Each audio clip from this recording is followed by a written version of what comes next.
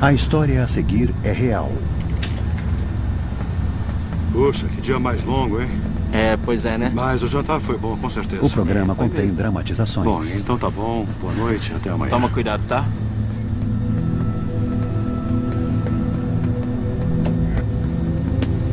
Pode não ser adequado a alguns telespectadores. Alguns nomes foram alterados.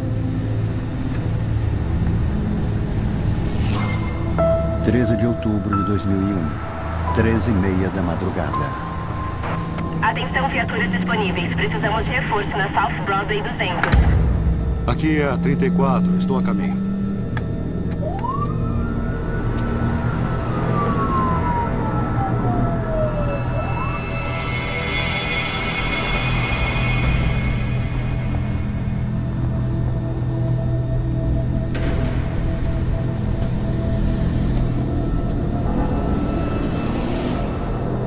Delegado! White!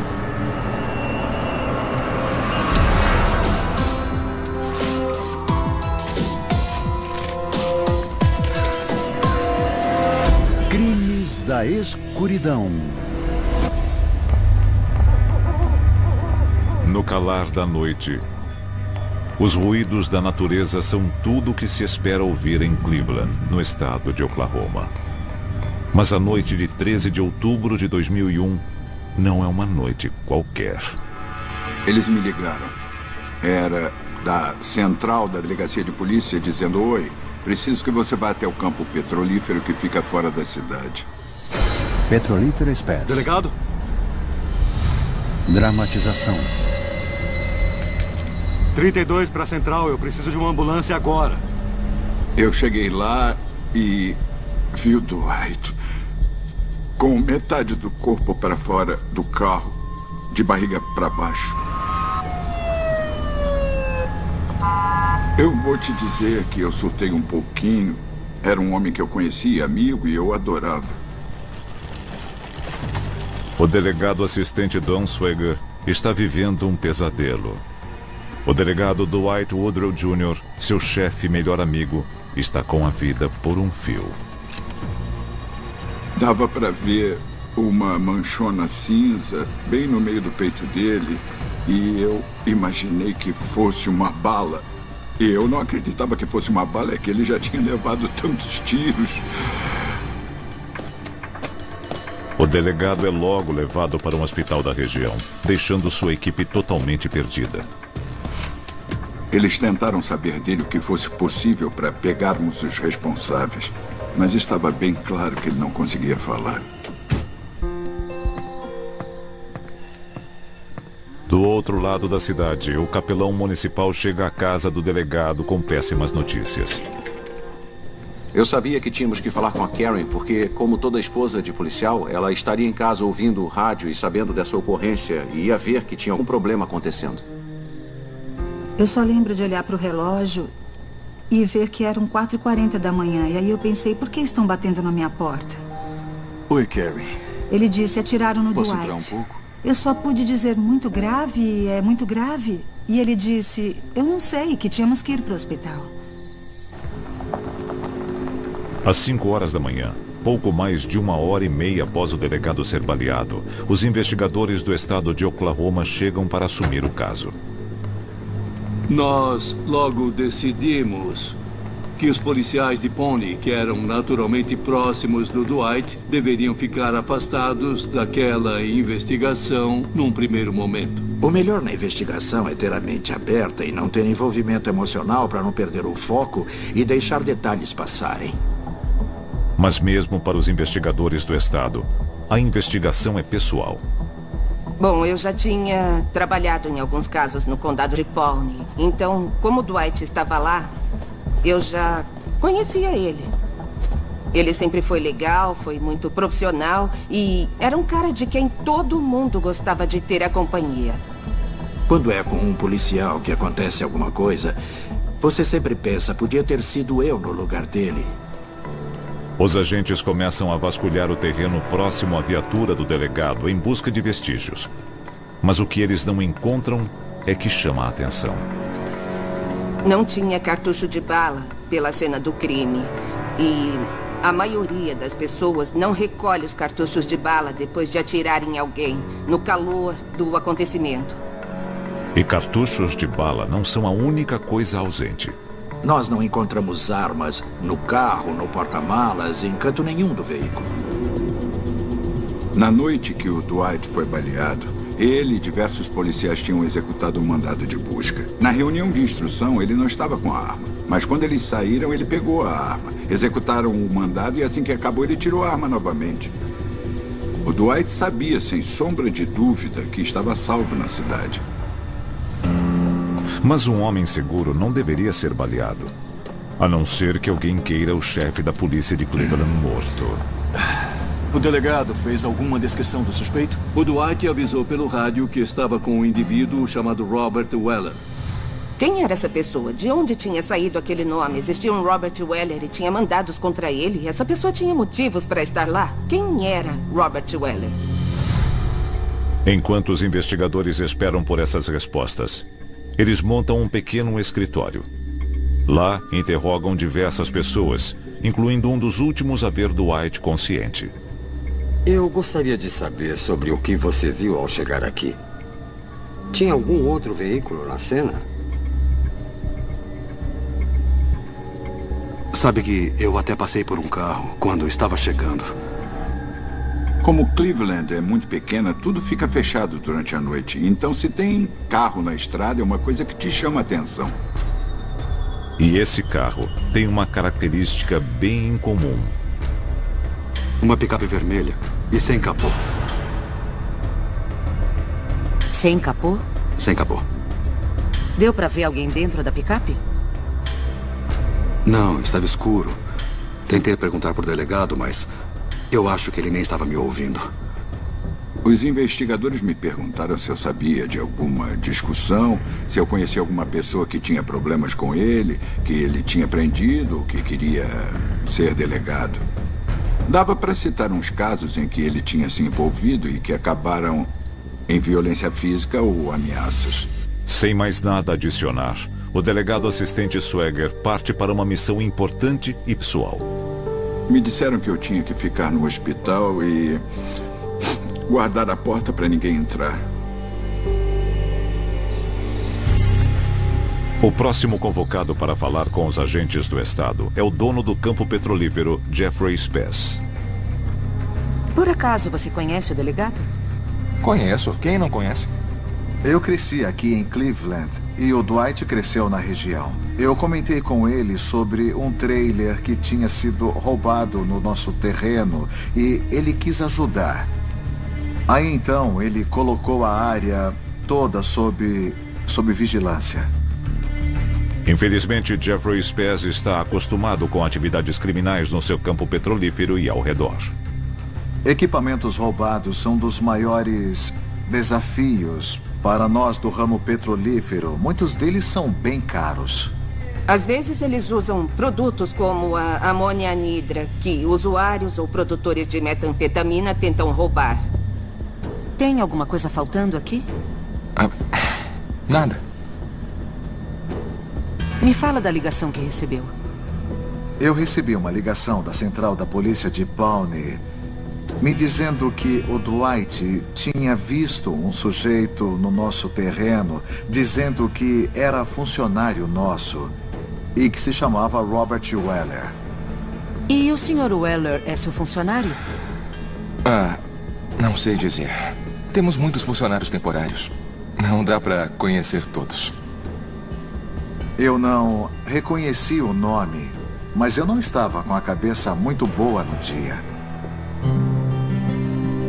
Enquanto isso, no hospital, todos estão aflitos enquanto o delegado luta para sobreviver. Eu tentava conversar com ele e falar para ele que ia dar tudo certo e tudo ia acabar bem. E aí, durante só um segundo, ele olhou para mim e assim, eu vi que ele estava consciente. Ele me deu aquele sorrisão feliz que ele sempre dava. Ele até chegou a se levantar um pouquinho e aí morreu. Ele morreu. Eu lembro deles nos dizendo que ele tinha morrido. E isso é tudo que eu consigo lembrar daquilo. Aquilo tudo foi terrível. Com apenas 36 anos, o turno do delegado Dwight Woodrow chega ao fim. O Dwight cresceu em Cleveland e morou no mesmo lugar, dentro de um raio de 15 quilômetros a vida toda. Em 1989, Dwight se casa com Karen Louise Bell, uma garota da região. E desde o começo, a família é o centro de sua vida. Ele sempre foi louco para ser pai. Ele adorava crianças, tinha uma sobrinha e um sobrinho na época, e adorava brincar com eles e fazer graça. E ele ficou bem animado quando soube que teríamos nosso primeiro filho, e o segundo, e o terceiro, e o quarto. Depois da família, o maior interesse de Dwight é a polícia. Ele foi para a faculdade e se formou em justiça criminal. Era tudo o que ele sempre quis. Após 13 anos de sucesso trabalhando na polícia de Pawnee, Dwight concorre ao cargo de delegado e ganha com folga. Quando ele virou delegado, ele cumpriu o destino reservado para ele. Aquele era o sonho dele. Ele o atingiu e prosperou. Uma vez eu disse que queria ver ele ser o delegado, porque aí ele ficaria atrás de uma mesa e estaria um pouco mais seguro, porque eu sempre me preocupava de algo acontecer com ele. Mas eu estava bem errada, porque ele nunca foi um delegado de ficar atrás da mesa. Ele queria estar nas ruas, queria que as pessoas percebessem aquela presença para se sentirem protegidas. Agora, sua morte deixa os 3.000 habitantes da cidade com sede de justiça. Contudo, a pequena Cleveland pode não estar preparada para a verdade. Bem-vindos a Cleveland. Apesar de estar a apenas meia hora de Tulsa, a vida de cidade grande está um mundo de distância para aqueles que moram em Cleveland. Cleveland é quase toda rodeada pelo rio Arkansas. A gente tem um monte de lojinhas e coisas assim. Não muito dessas redes grandes, então nós somos apenas uma cidadezinha feliz. Muitos dos 3.300 moradores de Cleveland estão na cidade há gerações e foram atraídos para a região com a promessa de terrenos gratuitos no fim do século 1800. As pessoas vieram com lotes cedidos pelo governo e, basicamente, eles compraram essas terras públicas para fazer melhorias, construir casas, esse tipo de coisa. A minha família está aqui desde 1897 e do lado da minha mãe em 1926. Então já tem um bom tempo que moramos nessa comunidade. Com o tempo, a cidade que homenageia o presidente Grover Cleveland fica conhecida pelo refino de petróleo. Aqui tem um escritório de licenciamento que é cheio de fotos nas paredes do início do século 1900 que mostram vários guindastes do campo petrolífero daqui. O trem passava por aqui na época. E Cleveland tinha até uma olaria e até hoje nós vemos algumas ruas que são feitas com os tijolos daqui. Muita gente que mora aqui trabalha para a indústria petrolífera em serviços ou produção. Se por um lado a produção de petróleo impulsiona a região, o roubo de equipamentos da refinaria é um problema crescente para a polícia. Muitas das coisas que estão roubando estão retornando para o ramo do petróleo por meio de membros inescrupulosos da indústria dispostos a comprar equipamentos roubados. Essa preocupação é o que leva o delegado Dwight Woodrow para a petrolífera Spes na madrugada de 13 de outubro de 2001. O Dwight combatia duro os crimes contra o patrimônio. A filosofia dele era que esses crimes afetavam a qualidade de vida. Eram mais graves que carros roubados, mais graves que drogas, porque tínhamos que cuidar das pessoas que eram atingidas. A questão é, será que essa filosofia custou a vida do adorado delegado? Todos aqueles que tiveram contato com ele estão empenhados em conseguir essa resposta. Nós somos cristãos e temos fé, sabemos que Deus cuida das coisas, mas queríamos muito a satisfação de resolver isso na época. Mas eu não tinha certeza de que a gente ia conseguir. A maioria de nós tinha estado com ele minutos antes do tiro e aquilo virou uma coisa bem pessoal pra gente. Descobrir o culpado e fazer justiça. Ao nascer do dia, os investigadores estão mergulhados em rumores e esperam que seus ouvidos treinados possam captar qualquer vestígio da verdade. Numa cidade desse tamanho tão pequena, e onde todos se conhecem, sempre tem gente com ressentimentos. Então a gente precisava mesmo determinar se podia ter alguém que tivesse um motivo real ou imaginário para querer o Dwight morto. 14 de outubro de 2001. Enquanto filtram as dicas que chegam, os agentes também investigam a primeira pista, o nome falado pouco antes do delegado ser baleado, Robert Weller. Fizemos todo tipo de busca, analisamos registros para tentar achar alguém que se chamasse Robert Weller. Eu não achei Weller, só achei Waller. Tem um endereço? Tem sim. Nós encontramos um Robert Waller e descobrimos que ele morava em Sandy Springs, que fica a oeste da região de Tulsa. 31 horas após o assassinato. Nós sempre temos uma certa pressão nesse tipo de investigação porque alguém tinha morrido. E, nesse caso, não era qualquer pessoa. Era um policial e era alguém bem conhecido. Senhor Waller? Você sente uma pressão interna porque sabe o quanto é importante para a família poder saber o que aconteceu com um ente querido. E você quer garantir que o responsável não vai matar mais ninguém. Olha só. Vem dar uma olhada aqui. Temos que achar esse cara. Olha só. Vem dar uma olhada aqui. Temos que achar esse cara. Talvez esse Robert Waller tenha uma picape vermelha. Talvez também tenha uma rixa desconhecida com o delegado. Ou ainda um motivo para roubar a arma dele. Para descobrir, os investigadores vão até o trabalho dele, uma loja de armas de Tulsa. Você é Robert Waller? Waller!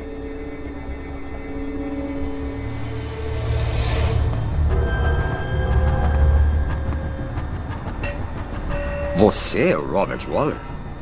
Sou. Já esteve na petrolífera Spes em Cleveland? Petrolífera Spes? Não. Eu não vou para Cleveland faz 10 anos. Alguém pode confirmar isso? Minha esposa. Ele cooperou bastante e ele conseguiu confirmar onde estava. Checamos o álibi e confirmamos que ele não tinha tido nada a ver com o nosso caso. Enquanto voltam de Tulsa de mãos vazias, Smith e Francini esperam que as outras pistas sejam mais úteis. Especialmente a do veículo visto deixando a petrolífera Spes. Nós temos alguma pista da picape? Era uma picape vermelha sem o capô, então era fácil de ser notada. Pode ser. Mas a picape vermelha sem capô parece ter evaporado. O estacionamento da Spes era meio que uma combinação de terra e cascalho. Então, marcas de pneus e pegadas desapareciam rápido. Com vestígios desaparecendo, uma sensação de urgência recai sobre a investigação. Eu sou daqueles que acreditam que se não for solucionado nas primeiras 48 horas, as chances de ser solucionado diminuem a cada dia. E os dias vão passando. Sendo honesto, achei que até o anoitecer do primeiro dia já teriam alguém na cadeia. Aí veio o segundo dia, depois o terceiro, e eu comecei a duvidar se eles iam mesmo descobrir o que tinha acontecido. 4 dias após a morte do delegado Dwight Woodrow, a cidade inteira vai à missa para homenagear sua vida e seu trabalho. O Dwight tinha dito diversas vezes o que era para nós fazermos se acontecesse alguma coisa. E eu acho que ele só falava pelo tipo de trabalho. Não que ele esperasse que algo fosse acontecer por aqui, mas isso sempre foi uma possibilidade. Foi o maior funeral que eu já tinha visto.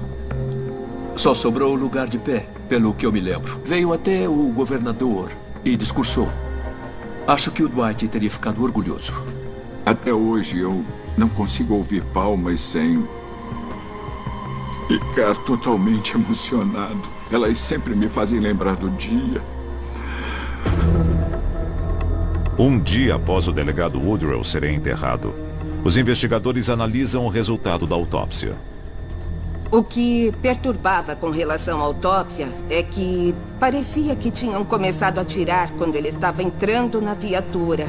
E o resto dos tiros tinha sido dado com ele sentado dentro do carro.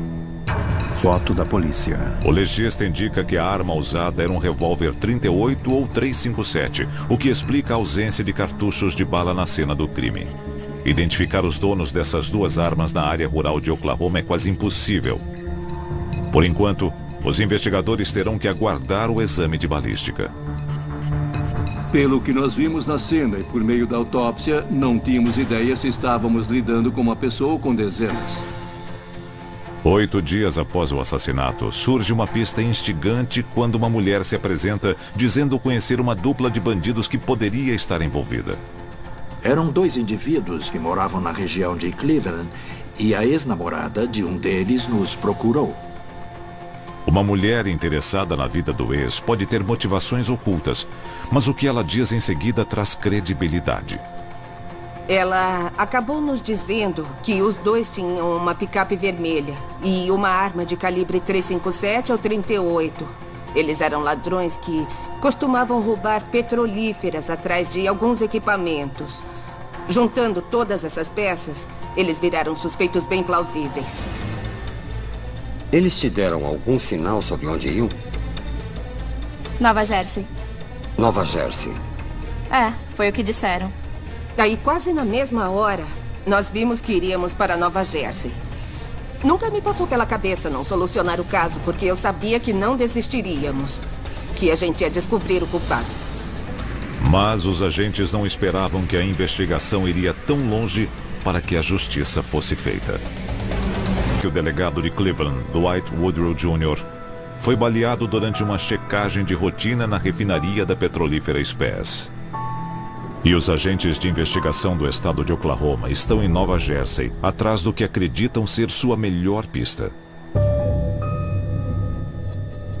Scott Wilson, um dos 2 homens que eles procuram, já está sob custódia. Pode tirar as algemas.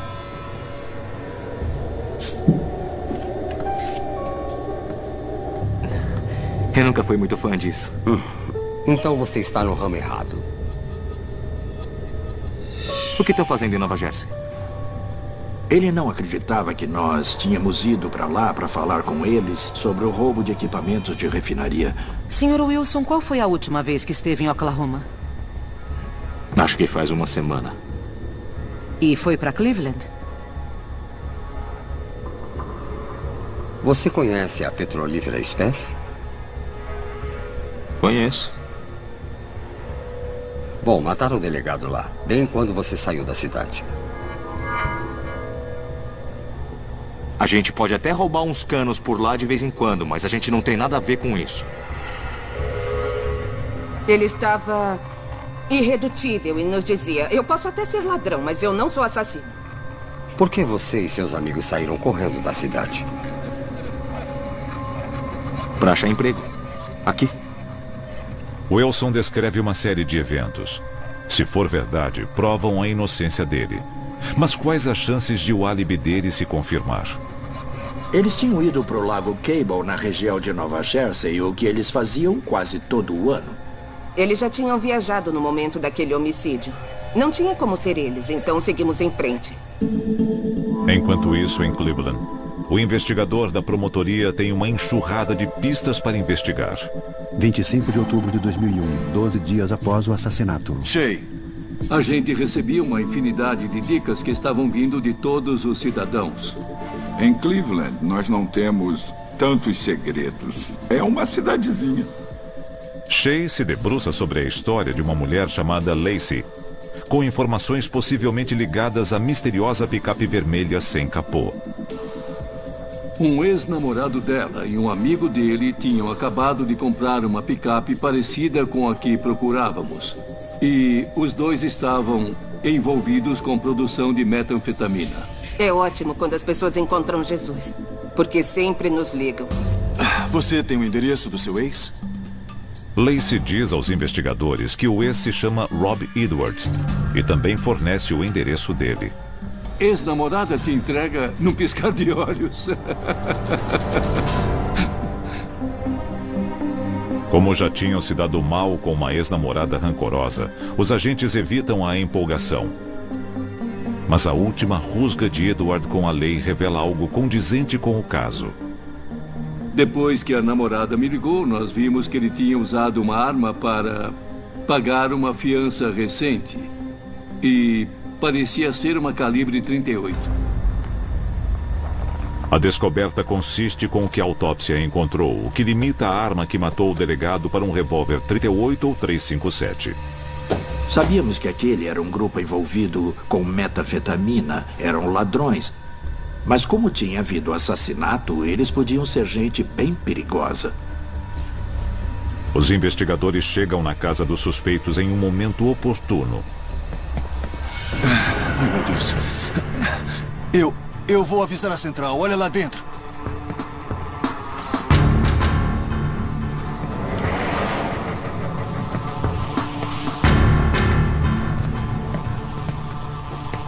Olá.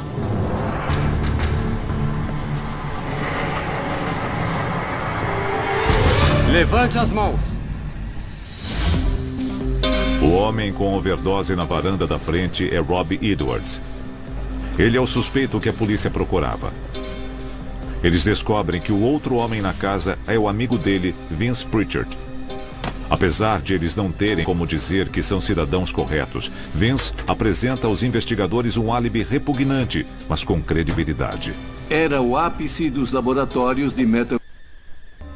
Semanas viram meses. E os moradores de Cleveland começam a achar que quem atirou no delegado vai conseguir se safar. As pessoas estavam chocadas demais.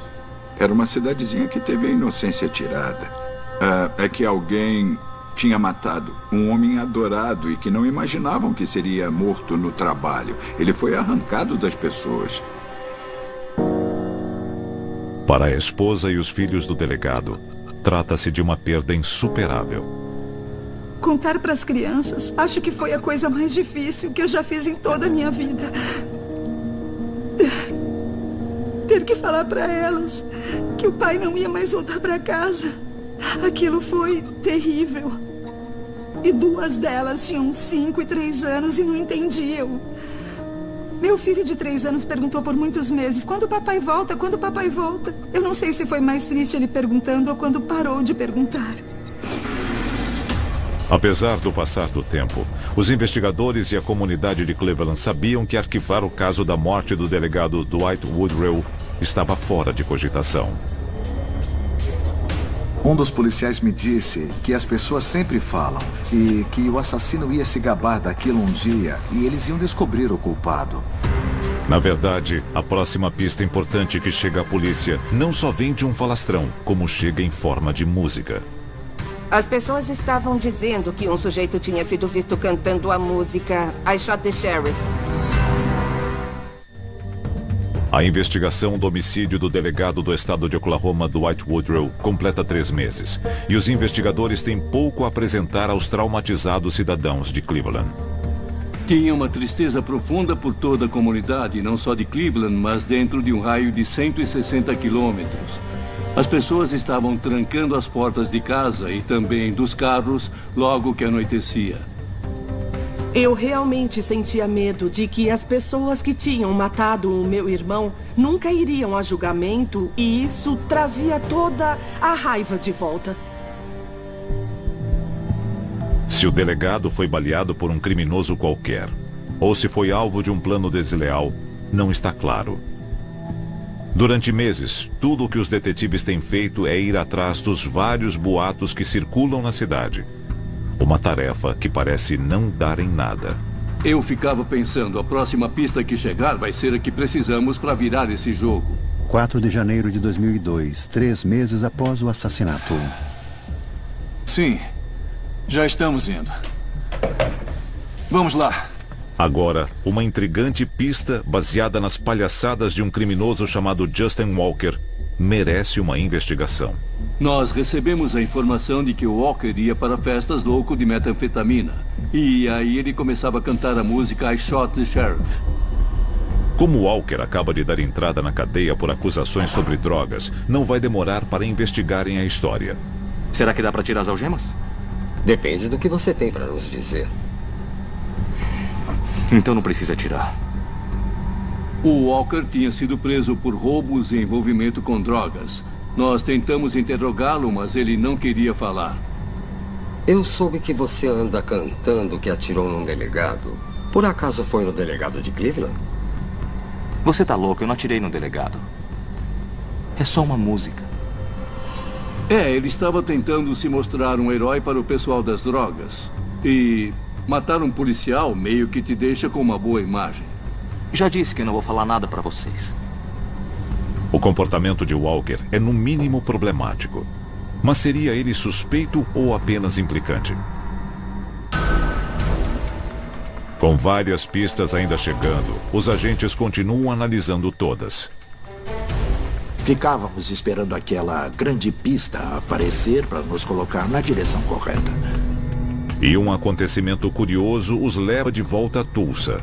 Fomos contatados por um agente de fianças que tinha libertado alguém mais cedo. Vieram pagar a fiança de um cara, um tal de Ridgway. O pessoal que ia pagar a fiança do Ridgway estava indo acertar os custos e tudo mais. E o Ridgway sabia que uma das pessoas era o James Taylor. Você conhece esse tal de Taylor? Não, mas foi estranho. Parecia que o Ridgway não queria que pagassem a fiança dele. Pelo menos não esse cara. O John Ridgway tinha medo que o James Taylor ou algum dos outros indivíduos talvez quisesse calar ele. Ele disse que estava lá na noite que o delegado de Cleveland foi morto.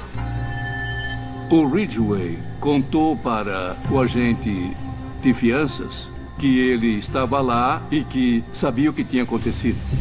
O depoimento do agente de fiança parece ser um avanço, e o que ele diz em seguida confirma as expectativas. O Ridgway falou para o agente, primeiro, sobre o veículo, uma picape vermelha sem o capô. E também que eram várias pessoas envolvidas e que tinham atirado no delegado com um revólver. Essa informação não tinha ido para a imprensa. Ele disse quem mais estava lá naquela noite? O agente de fiança perguntou se ele tinha atirado no delegado de Pawnee. E ele disse para o agente que ele não tinha atirado no delegado, mas sabia quem tinha. E foi aí que ele falou do James Taylor e do Justin Walker. O mesmo Justin Walker, que andava por aí cantando I Shot the Sheriff. E onde é que o Ridgway está? Ele tinha voltado para a cadeia por falta de pagamento. Queremos ouvir o que contou para o agente. Não sei do que está falando.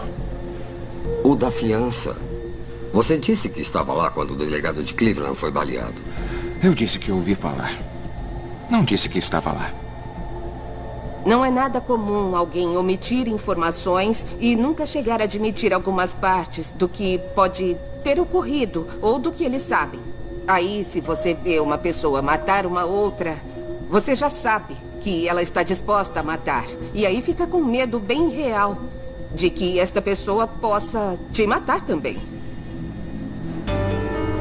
Eu estava bem chapado no dia. Ele tinha usado algum tipo de droga, e o uso de drogas por muito tempo deixou ele sonolento. E sobre aquela picape? Era vermelha. Não tinha capô. E de quem era, você sabe? Do Shane. Que Shane é esse? Eu não me lembro. Ele mora lá em Nowata. Eu não tô legal. Ridgway está muito drogado ou com muito medo de dizer à polícia mais sobre o que sabe. Então, os agentes o mandam de volta para a cela solitária. Ele não estava recebendo informações de outros prisioneiros, nada assim. Nem tinha acesso a jornais ou nada do tipo.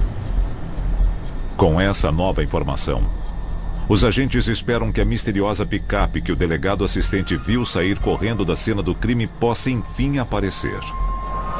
Isso nos fez acreditar que a picape pertencia ao tal Shane. Mas o escritório de registro de veículos de Nowata traz uma reviravolta devastadora para os investigadores. Logo depois da nossa ocorrência, o Shane morreu num acidente de moto. Agora, os detetives se questionam se o momento da morte de Shane é pura coincidência ou, quem sabe, ele testemunhou o homicídio do delegado e foi punido por isso. Por algumas horas angustiantes, os investigadores acreditaram que estavam perto de saber quem matou o delegado Woodrow.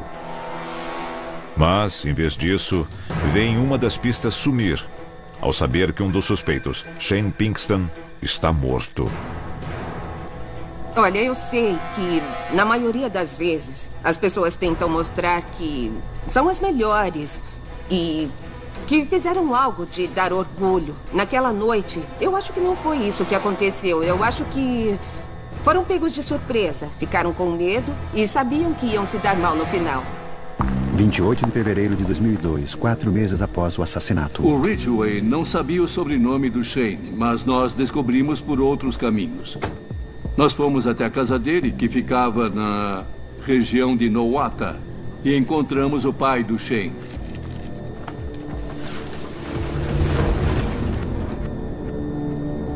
A picape estava lá e deu para analisarmos.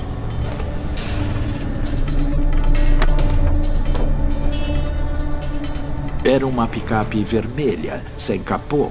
O carro não funcionava e os pneus do veículo tinham sido trocados.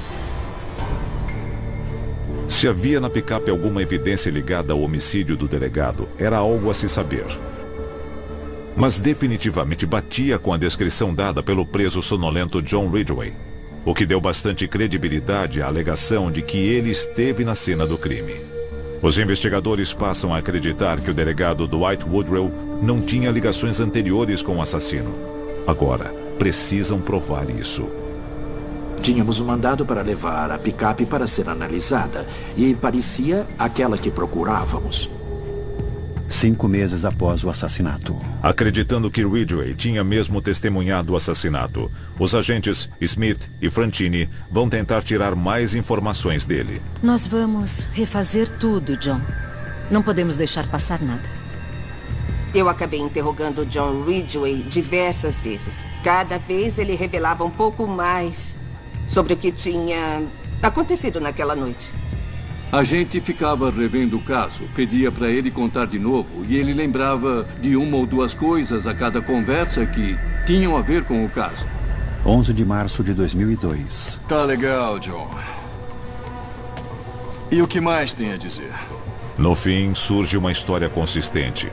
Começando com o homem que Ridgway tinha medo de entregar desde o começo, James Taylor. O Ridgway me disse que ele estava dormindo em casa quando James Taylor ligou dizendo que estava lá em Cleveland e estava precisando de um alicate. 13 de outubro de 2001, 3 da madrugada. De acordo com Ridgway, ele, Shane e James Greg Taylor estavam na picape, seguidos por Justin Lee Walker.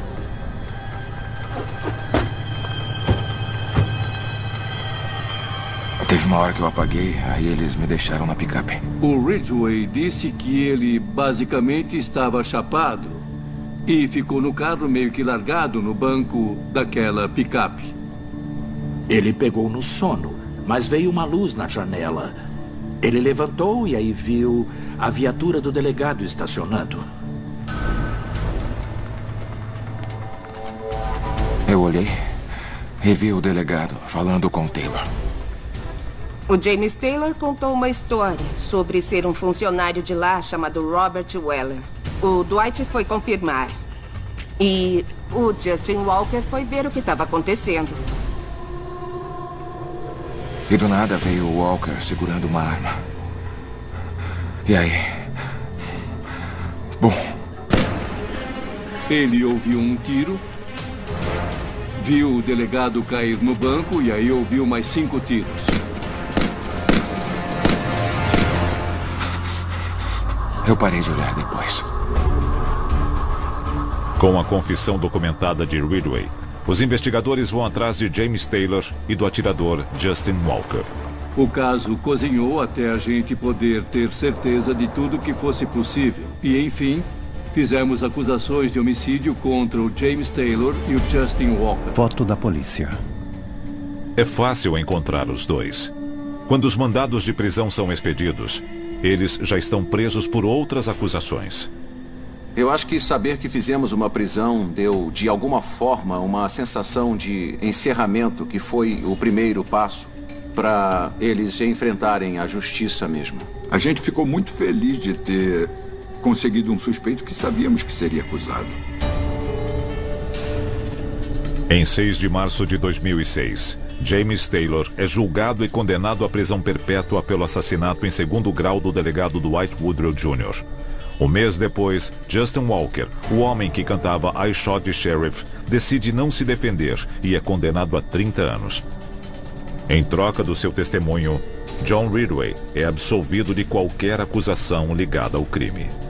Eu me lembro de ver eles pela primeira vez no tribunal e eu não sentia muita coisa com relação a eles dois quando eles, enfim, prenderam alguém. Eu já tinha recuperado a fé e a vida que eles tinham roubado de mim e da minha família.